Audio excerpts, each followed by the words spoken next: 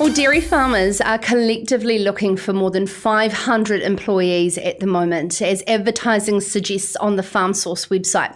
On the front page of this week's Farmers Weekly, Hugh Stringleman breaks down the season ahead with the milk processing demand from Fonterra. It's made a strong start to the dairy season, but there is more than 150 seasonal vacancies at the moment in the processing division spread throughout the country.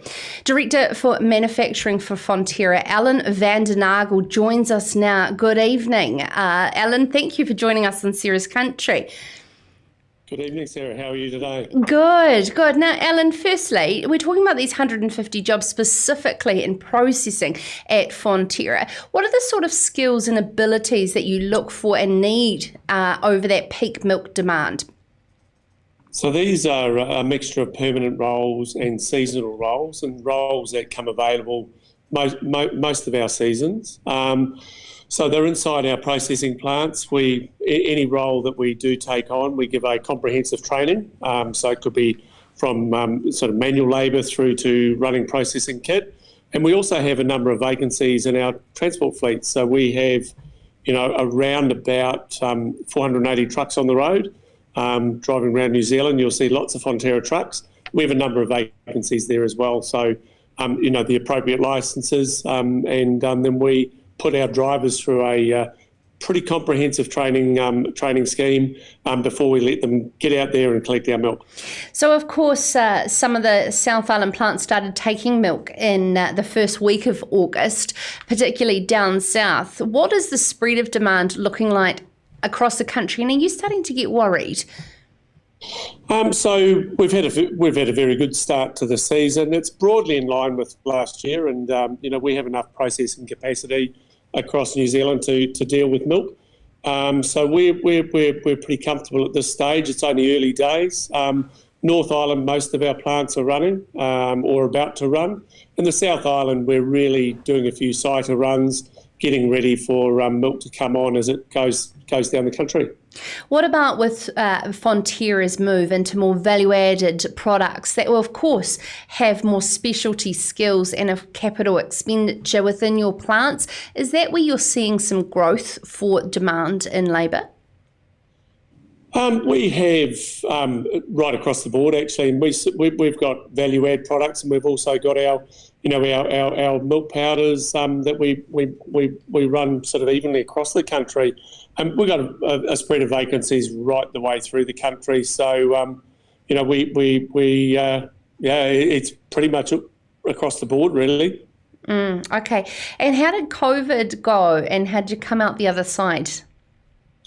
To be honest with you, it did throw up some challenges for us, but our team really put their best foot forward, and all of our plants ran through COVID. All of our milk was collected from our farms. We had a number of folk that did work from home across the co-op, but we did okay, and I'm proud of the team, and we're preparing ourselves for what could be coming into this season as well. So it's changed the way we work. So as Fonterra move into more high-value nutritionals, and particularly at the Waitoa plant in Waikato, what are some of those developments in your role as the Director of Manufacturing where farmers will see that flow-on effect, hopefully in a premium? So we have an even spread, as I said before, across all of our products. Our Waitoa plant is a specialised plant that makes the bulk of our nutritional products, so infant formula products and base products. So we make it not only for ourselves but for our overseas customers as well. So as new technology comes along, we invest in new technology, and some of that new technology this year has come about in our Waitoa plant. So we've invested in some fancy kit to meet regulations, to be more efficient, and that just flows across in our overall result for our overall product range, actually.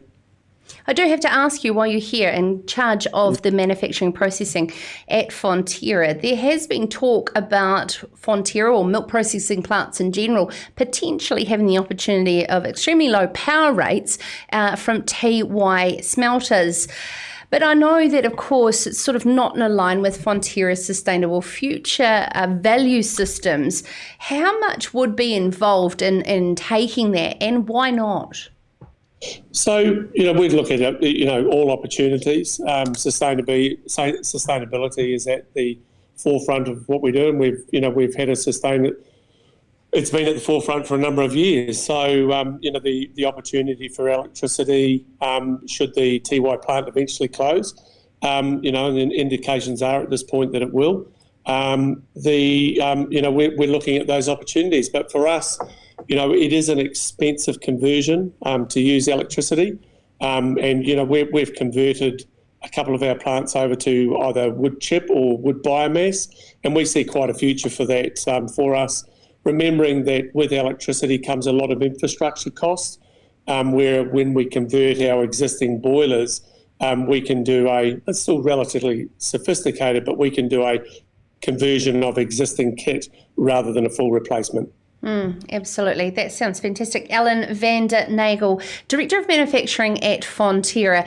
And, interesting to know there that even Fonterra and the processing capabilities are still struggling to find staff. It seems to be a constant theme we're discussing every single night on Sarah's Country. It's not just behind the farm gate. This is Sarah's Country.